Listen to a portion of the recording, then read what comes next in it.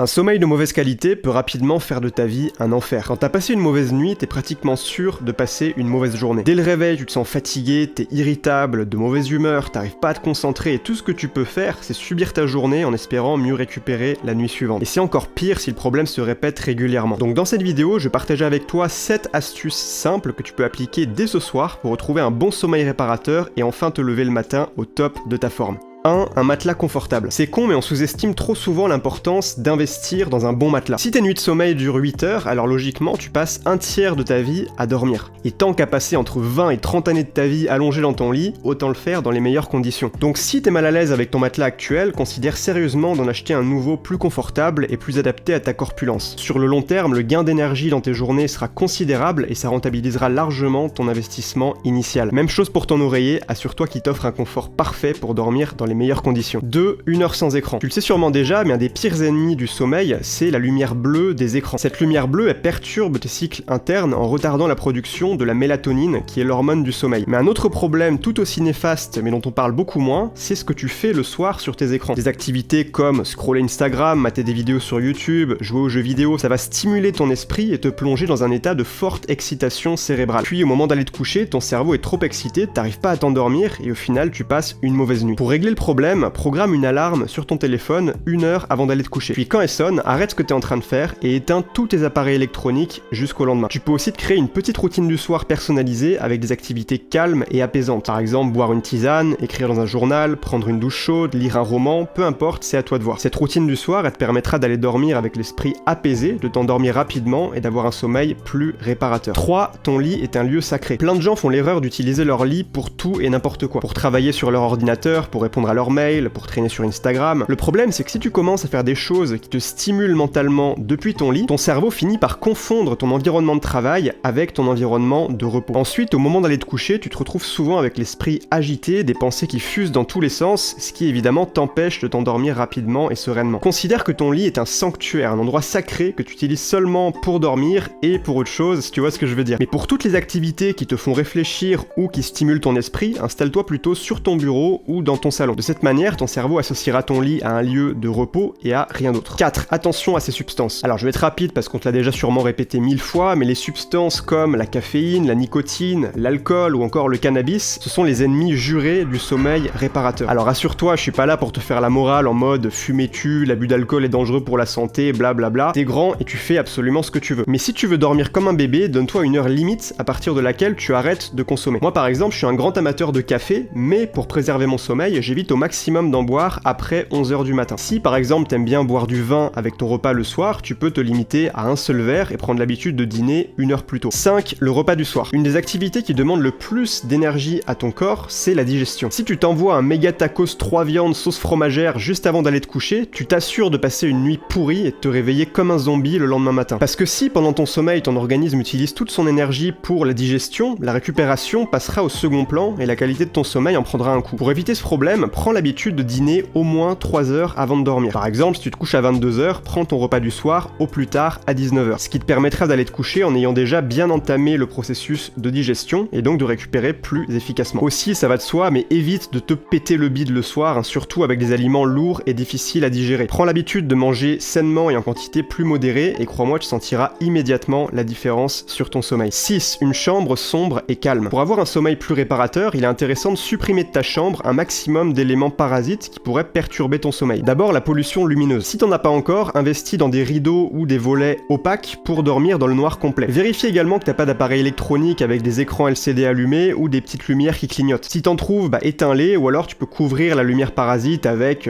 une chaussette ou un bout de pâte à fixe par exemple, peu importe, mais fais en sorte d'éliminer la lumière parasite. Ensuite, la pollution sonore. Alors malheureusement, on peut pas toujours contrôler les bruits qui dérangent notre sommeil. Ces bruits parasites, ça peut par exemple venir des voisins ou de la circulation dans la rue. Moi, quand j'étais étudiant, je vivais dans une rue qui était proche des boîtes de nuit et tous les samedis soirs, je me réveillais à cause des mecs bourrés qui chantaient sous ma fenêtre. À la longue, c'était vraiment épuisant. Une solution répandue pour se couper du bruit, c'est de dormir avec des bouchons d'oreilles. Mais si comme moi, tu trouves ça pas confortable, tu peux aussi dormir avec un ventilateur allumé qui va émettre un bruit constant et donc étouffer les bruits parasites. 7. Dormir à heure fixe. Les études ont montré que ceux qui dorment aux mêmes horaires du lundi au dimanche, par exemple de 23h à 7h du matin tous les jours, ont un sommeil de meilleure qualité que ceux qui se lèvent tôt en semaine mais qui font la grasse grasse matinée le week-end. Pour mieux dormir, prends l'habitude de te lever à peu près à la même heure le week-end que la semaine, au lieu de dormir jusqu'à super tard, ce qui perturberait tes cycles internes. Bon, évidemment, si un jour tu fais la fête et tu te couches à 3h du matin, mieux vaut te laisser dormir le lendemain pour garder tes 7 heures de sommeil minimum recommandées. Mais en dehors des occasions spéciales, essaie de te coucher à une heure correcte pour pas dépasser les 60 minutes de décalage entre la semaine et le week-end. Ça te permettra de garder un rythme de sommeil sain, d'être plus énergique et de plus te lever avec une gueule de déterré le lundi matin. Et pour te motiver à le faire, tu peux utiliser l'application mobile Sleeptown qui va transformer en jeu ton objectif de tenir des bonnes habitudes de sommeil. Si cette vidéo t'a été utile, pense à t'abonner avec la cloche pour ne rien rater des prochaines. Et si tu veux aller plus loin, tu trouveras dans la description de cette vidéo un lien pour télécharger mes 5 outils du succès. Premièrement, ma liste des 33 meilleurs livres de développement personnel. Deuxièmement, 17 applications mobiles pour booster ta productivité. Troisièmement, 21 idées d'objectifs pour reprendre ta vie en main. Quatrièmement, mon template d'agenda à recopier pour organiser tes semaines. Et cinquièmement, un extrait vidéo offert de ma formation Habitudes Explosives. Pour recevoir tout ça, c'est gratuit et il suffit de cliquer sur le lien en description pour tout recevoir immédiatement. Sur ce, excellente journée à toi, c'était Emilio et je te dis à très vite dans une prochaine vidéo.